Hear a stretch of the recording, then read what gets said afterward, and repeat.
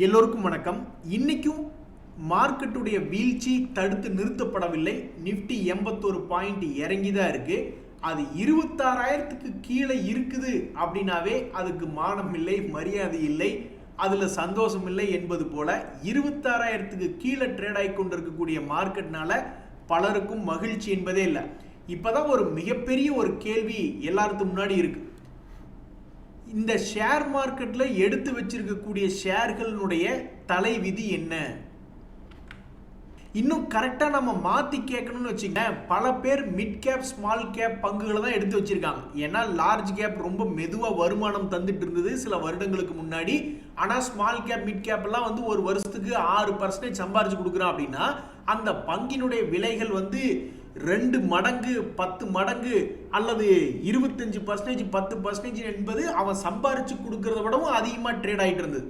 அதனால இப்ப இந்த ஸ்மால் கேப் மிட் கேப் எல்லாம் இப்ப கடுமையாக கிராஷ் ஆன பின்பு அதெல்லாம் இனி என்ன ஆகும் அப்படின்னு நம்ம போய் கேள்வி கேட்டா பதில் சொல்றதுக்கு ஆட்களே மிக மிக குறைவு.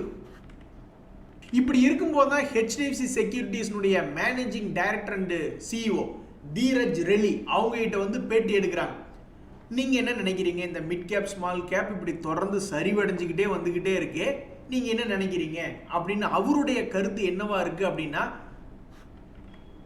இந்த மிட் கேப் ஸ்மால் கேப்ஸ் எல்லாம் பெரிய அளவுல சரிந்து விட்டது. மேபி இதுக்கப்புறமாவது அவங்க சரிவை நிறுத்தி எதிர்காலத்துல நல்லா வருமோ அப்படின்ற மாதிரி யோசிக்கிறாரு. என்னவோ போங்க, நாங்களும் தான் டெய்லி யோசிக்கிறோம். வாங்கி வச்சிருக்கக்கூடிய சில மிட் கேப் அதாவது ஏறுகின்ற பங்குகள் இருக்கு போர்ட்போலியோக்குள்ள. பட் ஏறாம கீழே விழுந்து கொண்டு இருக்கக்கூடிய இந்த மிட் கேப் ஸ்மால் கேப் பங்குகள்லாம் டெய்லி திரும்பி நாங்களும் தான் நினைக்கிறோம். எத்தனையோ லட்சம் பேர் நினைக்கிறாங்க. பட் இப்ப வரைக்கும் பெருசா நடக்கல. ஸோ பெரிய ஆளுகளுடைய மனசுலையாவது இது மாதிரி மிட் கேப் ஸ்மால் கேப் பங்குகள் ரிவர்சல் ஆகி மேல் நோக்கி வர்ற மாதிரி வந்ததுன்னா மகிழ்ச்சியே. ஆஹா, இங்க பாருங்க நண்பர்களே, ஒரு நண்பர் மிகவும் அதிரடியாக ஒரு வேலை பார்த்திருக்காரு. அது என்னை காப்பாற்றியது அப்படின்ற மாதிரி சொல்றாரு. அதாவது என்ன பண்ணியிருக்காரு அப்படின்னா, நம்மளுடைய இந்தியன் மார்க்கெட் இல்லாம குளோபல் மார்க்கெட்ல உலக அளவில் அமெரிக்கா மார்க்கெட்ல இன்வெஸ்ட்மெண்ட் பண்ணியிருந்தேன். அது எப்ப? கிட்டத்தட்ட 8 மாதங்களுக்கு முன்னாடி ஏப்ரல் மாசத்துல இன்வெஸ்ட்மெண்ட் பண்ணியிருந்தேன். அந்த ஷேரினுடைய விலைகள் ஓரளவுக்கு நல்லா மேல் நோக்கி ஏறி இருந்தது. அது மட்டும் இல்லாம டாலருக்கு நிகராக இந்திய ரூபாயினுடைய மதிப்பும் வீழ்ச்சி அடைஞ்சிருக்கிறதுனால மொத்தமா பார்க்கும்போது என்னுடைய ரிட்டர்ன் அதிகமாயிடுச்சு. ஏன் அப்படின்னா, இப்போ ஒரு உதாரணத்துக்கு அங்க விற்கும் பொழுது அவருக்கு டாலர்ல தான் காசு கிடைக்கும்.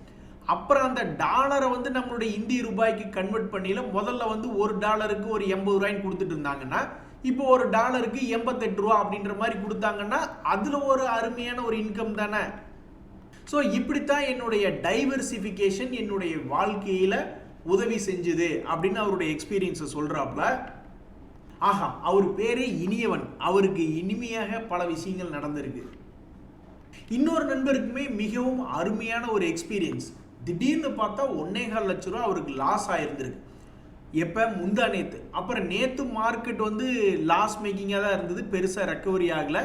இருந்தாலும் ஸ்டாக்ஸ் எல்லாம் ரெக்கவரி ஆனா இன்னைக்கும் மார்க்கெட் அடிபட்டு சின்னப்பட்டு தான் இருக்கு. பட் இருந்தாலும் போர்ட்போலியோல பல பங்குகள் ஏறி இருக்கு. அதனால இவருக்கு என்ன ஆயிருக்கு அப்படின்னு பாத்தீங்கன்னா, கிட்டத்தட்ட 1.25 லட்சம் ரூபாய் முந்தா நேத்து லாஸா இருந்தது. சமீபத்தில் அந்த லாஸ்ல அப்படியே பார்த்தோம்னா ஓரளவுக்கு ரெக்கவரி ஆகி வந்து விட்டது அப்படின்னு இவருடைய எக்ஸ்பீரியன்ஸும் ஓரளவுக்கு நல்லா தான் இருக்கு சமீபத்தில் மார்க்கெட்ல.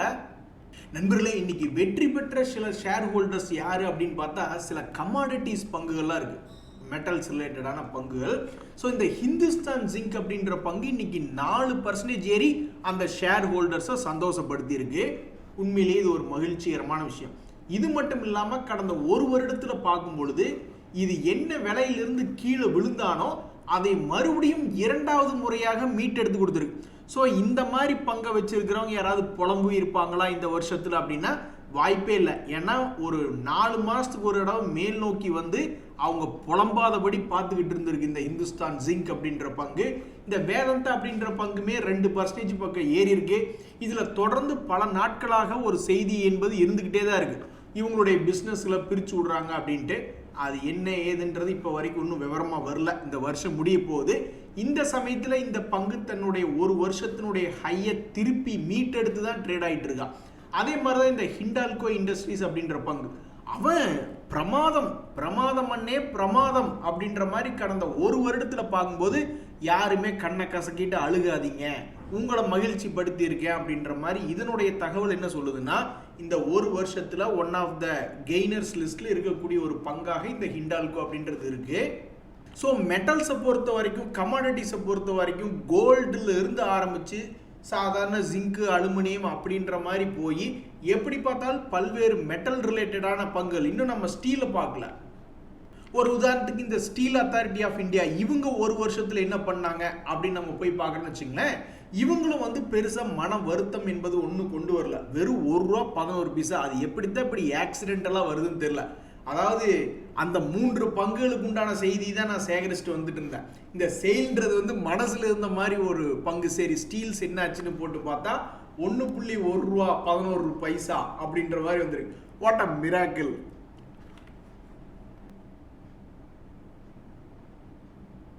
எது எப்படியோ நண்பர்களே, பார்த்து பார்த்து சில பேர் வந்து வேற எந்த இதுவுமே வேண்டாம், நிஃப்டி 50 இண்டெக்ஸ்குள்ளேயே இருப்போம் அப்படின்ற மாதிரிலாம் சில பேர் பார்த்து பார்த்து ஸ்டாக் மார்க்கெட்ல வேலை செய்வாங்க. ஆனா அந்த நிஃப்டியே வந்து கடந்த 5 நாட்கள்ல பார்க்கும்போது 5 நாளினுடைய லோ பிரைஸ்ல ட்ரேட் ஆயிட்டு இருக்கு. 236 பாயிண்ட் என்பது காலி. ஆல்மோஸ்ட் பார்க்க போகும்போது கிட்டத்தட்ட ஒரு 600 பாயிண்ட் பக்கம் சமீபத்தில் உச்சத்தில் இருந்து 600 பாயிண்ட் பக்கம் காலியாக இருக்கு.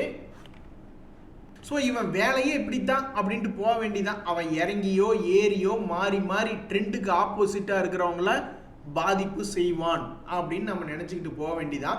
நண்பர்கள், இந்த ஜிஆர்எம் ஓவர்சீஸ் அப்படின்ற ஒரு பங்குல இன்னும் ஒரு செய்தி படிச்சுட்டு இருந்தேன்னா, அவங்க போர்டு வந்து போனஸ் இஷ்யூ கொடுக்கலாம் அப்படின்னு அப்ரூவ் பண்ணதாக ஒரு தகவல் ஒன்று பார்த்துக்கிட்டு இருந்தேன்.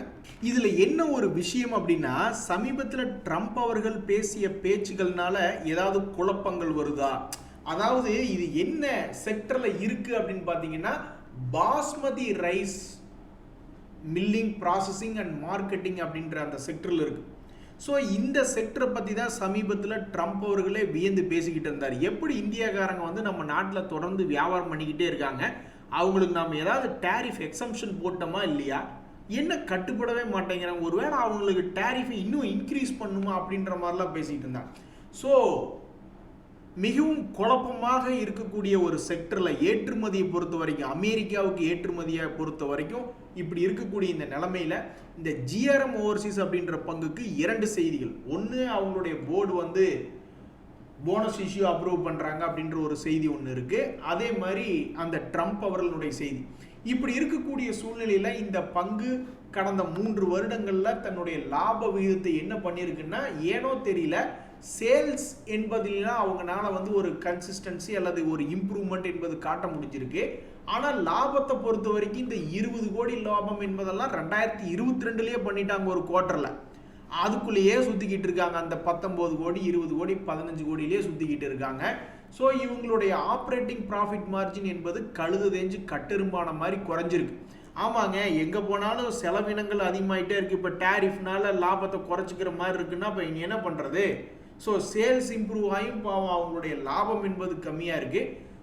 இது போன்ற செய்திகளில் இந்த பங்கினுடைய விலை தற்போதைக்கு உச்சத்தில் உள்ளது. அதாவது 200 to 450 இருக்கு. இனி இந்த பங்கினுடைய தலையெழுத்து ஆண்டவனுக்கே வெளிச்சம். நண்பர்களே, உங்களுக்கு ஒரு விஷயம் தெரியுமா? முன்னணியில் இருந்தக்கூடிய கம்பெனிகள், இந்த டிக்சான் டெக்னாலஜிஸ் என்பதெல்லாம் முன்னணியில் இருந்த கம்பெனிகள். ஏன் அப்படின்னா, இது எலக்ட்ரானிக் மேனுஃபேக்சரிங் சர்வீஸ் என்று எப்படி அந்த ரயில்வே துறை ஏறியதோ, டிஃபென்ஸ் துறை ஏறியதோ, அது மாதிரி இந்த எலக்ட்ரானிக்ஸ் மேனுஃபேக்சரிங் சர்வீஸில் இருந்த பங்குகளும் அருமையாக ஏறிக்கொண்டிருந்த ஒரு இன்பமான காலம்.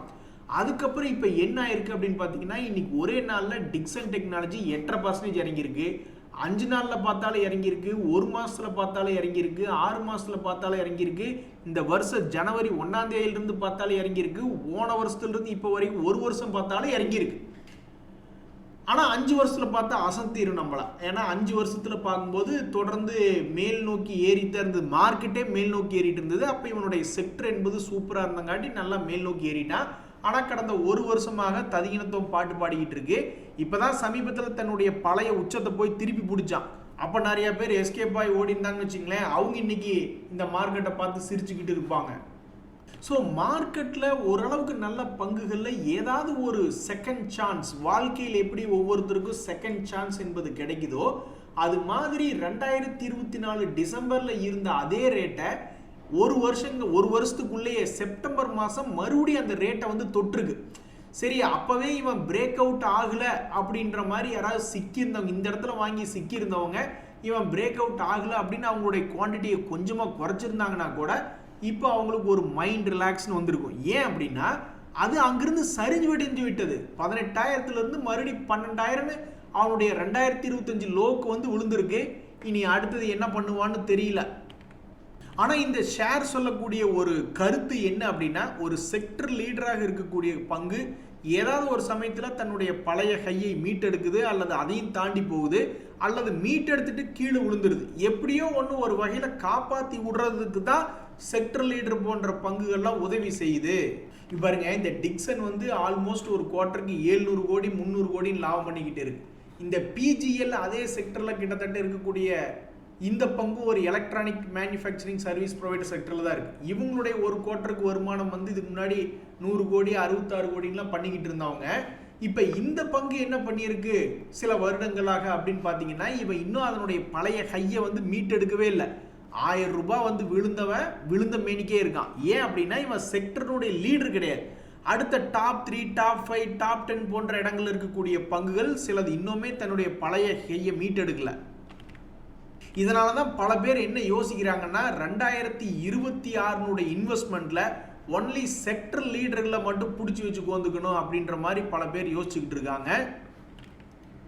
நானா இருந்தாலும் நீ அதைத்தான் பண்ணுவேன். 2026 ஓகே டிவிடெண்ட் ரிலேட்டடான பங்குகளை எடுத்து வச்சதுக்கப்புறம் அடுத்தது உங்களுடைய பயணம் என்ன அப்படின்னு ஏதாவது ஒரு ட்ரேடரை பார்த்து யாராவது இன்னொரு ட்ரேடர் கேட்டாங்கன்னா, இந்த மாதிரி செக்டர் லீடர்களை அடுத்தது சேகரித்து வைப்பதே அப்படின்றதான் கருத்து. ஏன்னா நான் பல்வேறு அனலைஸுகள் அப்படின்றது பல ட்ரேடர்கள் பண்ணிய பிறகு செக்டர்னுடைய லீடர்கள் அப்படின்ற பங்கு இந்த கடினமான மார்க்கெட்லையும் திரும்பி வந்து தன்னுடைய ஹையை வந்து தொட்டா. நீங்கள் ஏதாவது ஒரு செக்டரை மனசுக்குள்ளே வைங்களேன். ஸ்டீல் வச்சுக்கலாமா? ஏன்னா ஸ்டீல் தான் இப்போ செயில் பற்றி பேசிக்கிட்டு இருந்தோம். ஸ்டீலில் யார் பெரியாள்னு பார்ப்போம். ஒரு பங்குக்கு கடன் இருக்கா அல்லது அவன் என்ன பொசிஷன்லாம் இருக்கான்னு நான் பார்க்க விரும்பல. லாபம் யார் அதிகமாக பண்ணுறாங்களோ அவங்க தான் என்னை பொறுத்த வரைக்கும் ஒரு செக்டர் லீடராக நான் சொல்லுவேன். சேல்ஸ் அதிகமாக பண்ணிட்டும் பண்ணாமல் போட்டும் அதெல்லாம் ரெண்டாவது விஷயம். லாபம் வந்து அதர் இன்கம்ல இல்லாமல் அவங்களுடைய ஆப்ரேஷனல் பர்ஃபார்மன்ஸில் பெருசாக லாபம் பண்ணியிருக்காங்களான்னு பார்த்தா ட்ரெயிலிங் 12 மந்த்ஸில் 6000 கோடி லாபம் இந்த JSW ஸ்டீல் என்பது காட்டுது. அடுத்து டாடா ஸ்டீலினுடைய ட்ரெயிலிங் ஸ்டாப் லாஸ் வந்து ட்ரெயிலிங் 12 மந்த்ஸ் லாபம் வந்து 6687 கோடின்னு காட்டுது. ஸோ அப்போ டாடா ஸ்டீல் தான் பெரிய ஆள்.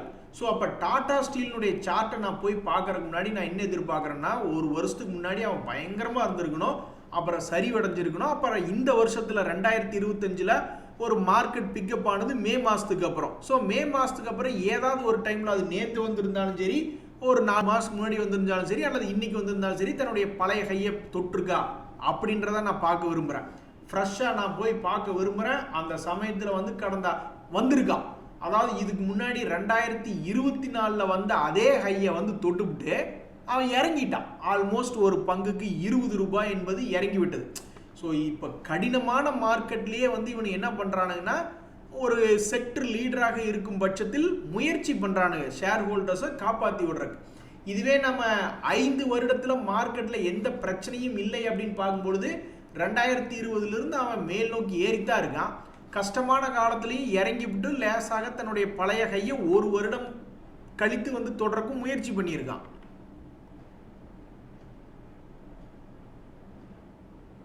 எப்படி கல்யாணம் ஆனதுக்கப்புறம் பேசாமல் அவங்க சொல்கிறத கேட்டுக்கணும், இல்லைன்னா பிரச்சனை தான் அப்படின்ற மாதிரி இந்த இன்கம் டேக்ஸ் விஷயத்தில் கவர்மெண்ட் என்ன சொல்கிறாங்களோ அதை பேசாமல் கேட்டுறது நல்லது.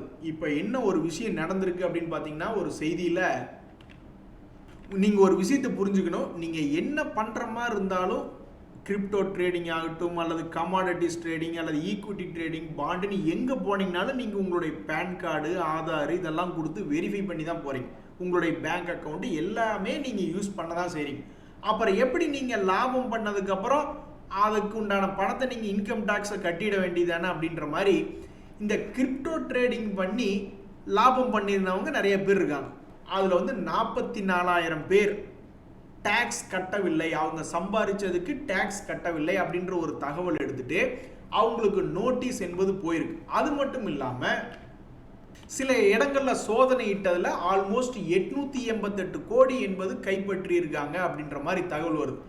ஒரு 2-3 வாரத்துக்கு முன்னாடி தான் ஒரு நண்பர் கூட சொல்லிட்டு இருந்தாப்ல, அவர் கமாடிட்டிஸ்ல ட்ரேட் பண்ணிட்டு இருக்காங்க கோடி கணக்கில் அப்படின்னு.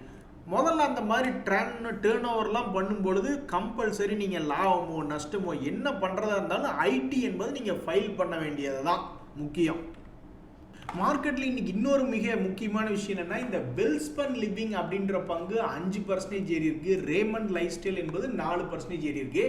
எந்த செக்டர்ப்பா நீங்க அப்படின்னா இதெல்லாம் டெக்ஸ்டைல் ரிலேட்டடான செக்டரில் இருக்கக்கூடிய பங்குகள். இப்படி இருக்கக்கூடிய பங்குகள் சமீபத்தில் கடும் வீழ்ச்சினா சாதாரணமான வீழ்ச்சி இல்லை, மனசு வலிக்கும்படியான ஒரு வீழ்ச்சியில் இருக்கக்கூடிய பங்குகள்.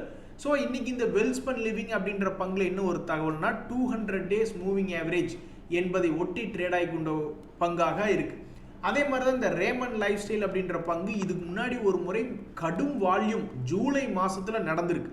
அதுக்கப்புறம் இந்த பங்குல எந்த விதமான மூவ்மெண்ட் இல்லாம கிட்டத்தட்ட 6 மாதமாக ஒரே இடத்துல இருக்கக்கூடிய ஒரு பங்காக இந்த ரேமண்ட் லைஃப் ஸ்டைல் அப்படின்றது இருக்கு. இந்த பங்குல இன்னைக்கு என்ன ஒரு தகவல் வந்ததுன்னா, இவங்க 4% என்பது இன்றைய மார்க்கெட்ல ஏறி க்ளோஸ் ஆயிருக்காங்க அப்படின்ற ஒரு தகவல். இவங்களுடைய Q2 ரிசல்ட் என்பதை பொறுத்த வரைக்கும் 2 குவார்டர்ல நஷ்டம் அடைஞ்சு கொண்டு இருந்த கம்பெனி இப்போ 3வது குவார்டர்ல லாபம் அப்படின்ற மாதிரி காமிச்சிருக்காங்க. ஸோ ரொம்பவுமே கவலைப்பட்டுக்கிட்டு இருந்த பல ட்ரேடர்கள் கண்டிப்பாக மேலே வாங்கி எத்தனையோ பேர் லாக் ஆகி லாஸில் கொண்டிருப்பாங்க.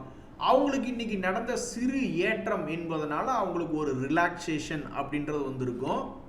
ஆனாடா ரொம்ப நாட்களாக ஒரே இடத்துல கொண்டுட்டு இருக்காங்களே, வெற்றியா இல்லை கும்பாவா அப்படின்றது தெரியலையே அப்படின்ற மாதிரி இந்த டைட்டன் அப்படின்ற பங்கு, இவன் செக்டர் லீடர், கோல்டு செக்டரில் இது ஒரு மிகப்பெரிய ஒரு லீடர். இப்படி லீடரா இருக்கிறதுனாலேயே என்னவோ இந்த பங்கு பலமுறை தன்னுடைய லைஃப் ஹையை திரும்ப திரும்ப தொட்டு ஒரு மாதிரி மகிழ்ச்சிக்கு உண்டாகிட்டு இருந்தது. இப்போ இந்த முறை திருப்பி தொட்டது மட்டும் இல்லாமல் இன்னும் புதிய உச்சங்களை தொடுமா அப்படின்ற மாதிரிலாம் நிறைய பேர் பார்த்துக்கிட்டு இருந்தாங்க. ஸோ இது ஆல்மோஸ்ட் 1 மாதம் ஆச்சு இந்த இடத்துக்கு வந்து இப்படியே உச்சத்திலே நின்று ட்ரேட் ஆகிட்டு இருக்கா. எந்த பக்கம் போவான்னே தெரியாமல் ரொம்ப சுவாரஸ்யமான ஒரு பங்காக இப்போ கூட சமீபத்தில் கீழே வீழ்ச்சி அடைஞ்சது. சரி, கீழே விழுந்தவன் அப்படியே தொடர்ந்து போக வேண்டியதானே. அப்புறம் அந்த 50 days மூவிங் ஆவரேஜ் அப்படின்ற இடத்துல இருந்து ஒரு பங்குக்கு 150 ரூபாய் என்பது மேல் நோக்கி ஏறி வந்திருக்கு.